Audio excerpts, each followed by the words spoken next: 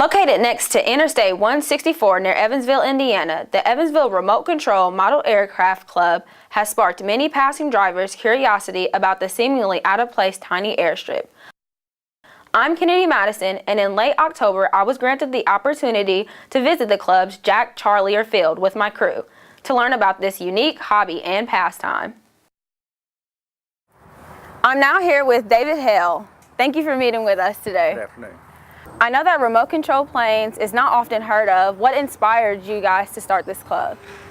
Well, it started a long time before I showed up, and it was just people's love for flying airplanes. It actually started years ago with what's called control line, and grew from that as technology improved.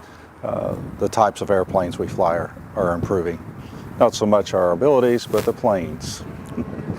It's my understanding that anyone can come out here and try to fly these aircrafts. Can you tell me a little bit more about that? Okay, our fly-ins are when we invite other clubs in to come in and participate in an event at our field, whether it be a warbird fly-in, where the planes are from different wars. Then we have big bird fly-ins where they're all large planes, 80 inches or bigger in the wings. And then we have some that are just fun flies. But as far as someone coming and starting to learn how to fly, we actually do that on a Tuesday night. And you can come in and we'll hook you up to a buddy box with a trainer airplane and go up and fly around and keep you from crashing right off the bat. And that's a good way to get started in the hobby. I see that some of your members are flying airplanes now. What kind of models do you guys have here? The type that's in the air right now are electric. They have small ones that's in the air now up to the large ones now. They have big enough motors that can fly electric also. We have fuel models that run off of nitromethane based fuel, and then gasoline for some of our larger airplanes, which would be equivalent to, say, your weed eater motor, that type of fuel and oil mixture. How big of an area do you guys have to fly these airplanes? Well, we have a concrete runway of 500 feet, and we have 600 feet of grass right next to it. And we're based on 12 acres, but since we're in farmland, the farmers don't care, and we overfly their property and have a really good time out here.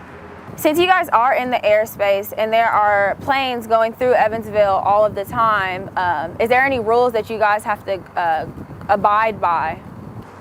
Number one is the FAA rule where we're to stay below 400 feet, and also AMA, which is our governing body, abides by that rule also, is 400 feet and below.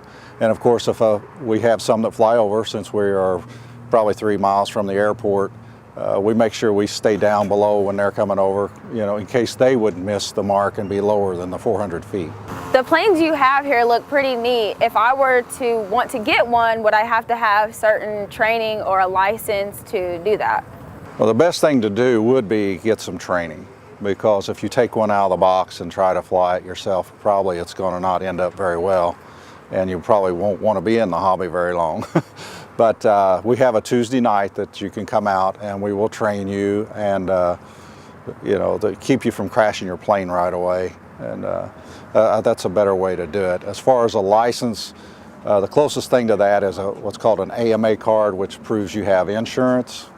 And the only really restrictions is if you get over 55 pounds, you have to be judged by a contest director, 2 different contest directors, in order to be able to fly something that large around other people. So the plane that we're currently looking at fly, how much would it cost to get into this?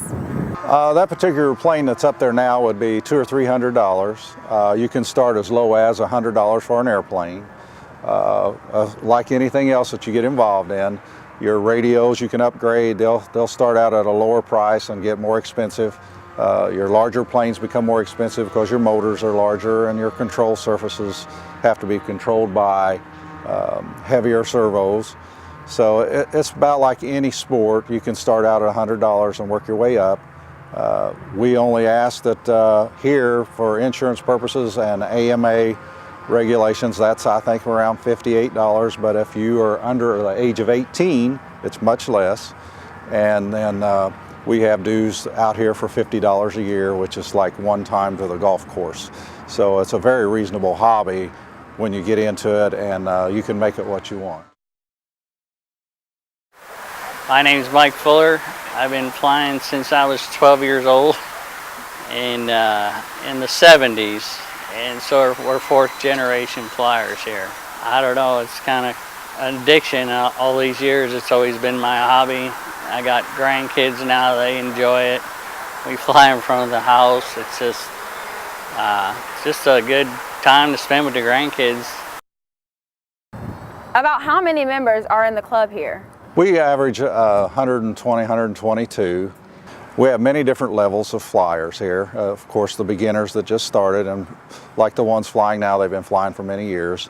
You have people that want to buy ARFs that are ready almost to fly. You just put them together and put some parts in them, you know, your radio controls, and go out and fly. They just want to fly. And then you have the fellows that want to build something and bring it out and have the enjoyment of flying something that they created at home. I'm Gary Underhill, better known as Doc.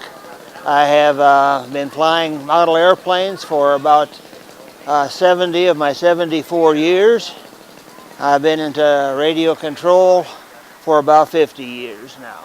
What keeps me flying airplanes? Well, I like the people, I like the fresh air, I like getting outside, and it gives me a real feeling of accomplishment to accomplish something that is essentially difficult, but isn't going to hurt anybody. When did you get started in remote control aircraft? Well, it was a long time ago. My son was about 5 years old, and my dad worked for Republic Aviation, and that's how I introduced my son to my dad, because he had passed away. And what I did is I bought a P-47, because that's what he worked on at the airport, and put it together, and that's how I would talk to him about his grandpa.